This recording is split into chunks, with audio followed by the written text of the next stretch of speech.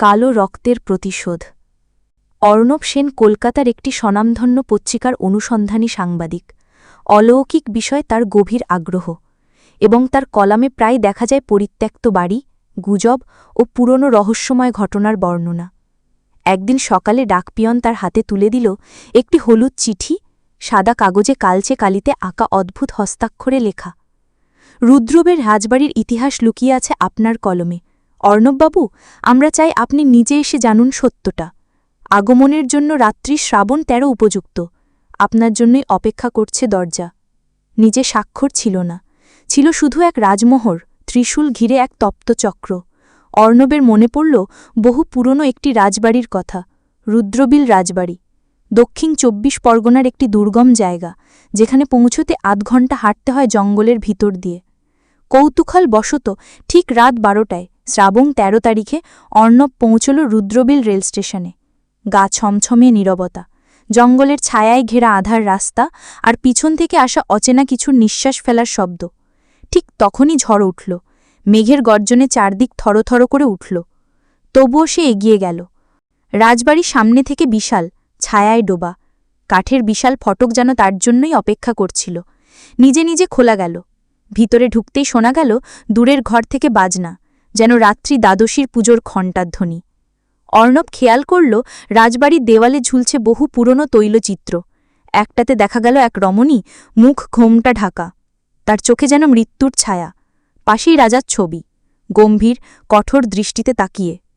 বাড়ির বৃদ্ধ পাহারাদার শম্ভু বলল, আপনি এসেছেন? অনেক বছর পর কোনো সাংবাদিক এলেন এই পাথরের ভিতরে, কিন্তু জানেন তো, শেষবার যিনি এসেছিলেন তিনি আর ফিরে যাননি। কেন প্রশ্ন করতেই শম্ভু কিছু বলল না, শুধু ঘাড় নাড়ল। সেই রাতেই অর্ণব পড়ে পেল এক পুরনো পাণ্ডুলিপি। সেখানে লেখা ছিল ১৮৭৩ সালের একটি নিষিদ্ধ যজ্ঞের কথা। রুদ্রবিলের রাজার স্ত্রী রানী গৌরীশ্রী ছিলেন এক তান্ত্রিক পুরোহিতের স্নেহধন্যা, কিন্তু রাজা বিশ্বাসঘাতকতা করে তাকে হত্যা করেন, কারণ তিনি এক অপবিত্র যজ্ঞ করতে চেয়েছিলেন। গৌরীশ্রীর রক্ত মিশে যায় সেই রাজবাড়ির মাটিতে, আর তখন থেকেই রাজবাড়ি হয়ে ওঠে অভিশপ্ত। প্রতি ৫০ বছরে একবার ফিরে আসে সেই রাত, যেদিন আবার আত্মা জেগে ওঠে প্রতিশোধ নিতে। পরের রাতে অর্ণব ঢুকল রানীর কক্ষে। সবকিছু ধুলোয় ঢাকা, শুধু একটি বিশাল আয়না ঝকঝক করছিল। হঠাৎ আলো নিভে গেল। অন্ধকার ঘরের মধ্যে সে দেখল আয়নায় তার পিছনে দাঁড়িয়ে এক নারী, রক্তমাখা শাড়ি পরা। ঘুরে তাকাতেই কিছু ছিল না, কিন্তু আয়নায় সে নিজের প্রতিচ্ছবিতে দেখতে পেল গলা কাটা মৃত অর্ণব।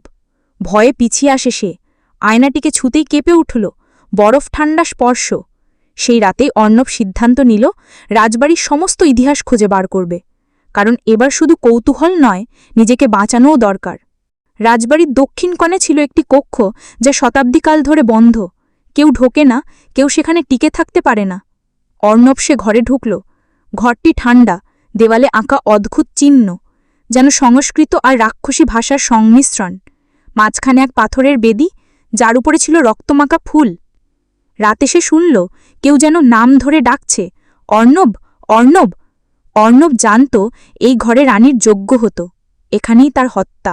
সেই আত্মা আজও বাঁচার পথ খোঁজে, আর তার মুক্তির জন্য দরকার একটি নতুন শরীর। আর সেই শরীর কি হবে অর্ণবের? রাত যত গভীর হচ্ছিল, রাজবাড়ির ছায়াগুলো যেন জীবন্ত হয়ে উঠছিল। অর্ণব লক্ষ্য করল রাজবাড়ির পশ্চিম দিকের এক দরজায় খোদাই করা রয়েছে রহস্যময় প্রতীক, ঠিক যেন সেই বেদির পাশে চিহ্নগুলোর মতো। সেই দরজাটি এতদিন বন্ধ ছিল, হঠাৎ করেই খুলে গেল নিজে থেকে। ভিতরে ঢুকেই সে দেখতে পেল এক ঝুলন্ত লাল পোশাক করা কঙ্কাল, চোখ নেই, কিন্তু যেন তাকিয়ে আছে ওর দিকেই। দেওয়ালে লেখা ছিল, এ ঘরে যে প্রবেশ করিবে সে আর নিজের নয়। এক অসৃষ্টি কণ্ঠ ফিসফিস করে বলল, তুমি তার শরীর, তুমি তার পথ। অর্ণব পালাতে চাইলে পায় না, দরজা বন্ধ হয়ে যায়, আলো নিভে যায়, দেওয়াল থেকে রক্ত গড়িয়ে পড়ে, এবং সেই রক্তে লেখা হতে থাকে অর্ণব = উৎসর্গ। শুধু একটি আত্মা নয়, ৫টি আত্মা বন্দী এই বাড়িতে। রানী গৌরীশ্রী, তার দাসী কালিন্দী, রাজার দ্বিতীয় স্ত্রী জয়ন্তী, এক পুরোহিত এবং এক কুমারী কন্যা।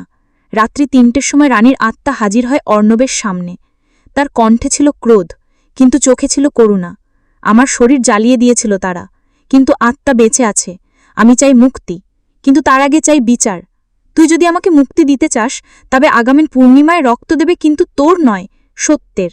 কি পারবি? অর্ণব সম্মত হয়, কারণ এখন এই বাড়ি তার নেশা নয়, তার দায়িত্ব। রাজবাড়ির গুপ্ত সারেঙের তলায় লুকিয়েছিল একটি যজ্ঞ মণ্ডপ। সেখানে খুঁজে পাওয়া যায় কয়েকটি পচা কঙ্কাল, কপাল চিহ্ন এবং এক ভাঙা শঙ্খ। অর্ণব বুঝতে পারে 1873 সালে রাজা আর পুরোহিত মিলে গোপন তান্ত্রিক যজ্ঞ করে 5 জন নারীকে বলি দিয়েছিলেন। এই নরবলি দিয়েই তারা অমরত্ব লাভ করতে চেয়েছিলেন। কিন্তু রানীর আত্মা সেই যজ্ঞ নষ্ট করে দিয়েছিল। বদলে অভিশাপ ছড়িয়ে পড়েছিল রাজবাড়ির মাটিতে।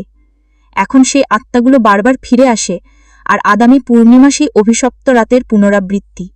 রাতের অন্ধকারে অর্ণব দেখতে পেল রাজবাড়ির প্রত্যেক প্রান্তে ছায়াময় আত্মারা ঘোরাফেরা করছে।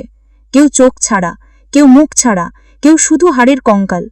শুধু রানীর আত্মা নয়, আর কেউ কেউ চাইছে তাকে না বাঁচতে দিতে।